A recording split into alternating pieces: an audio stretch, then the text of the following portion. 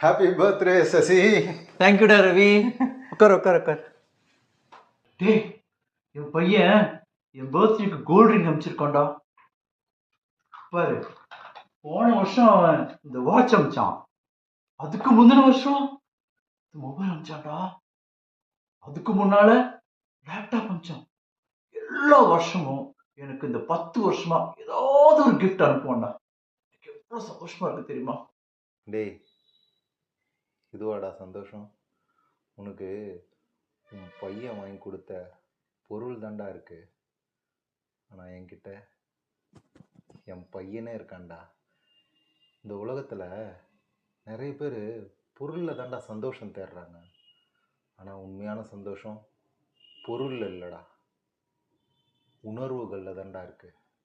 அவங்கவுங்க வாழுற உறவுகளில் தாண்டா அந்த சந்தோஷமே இருக்குது.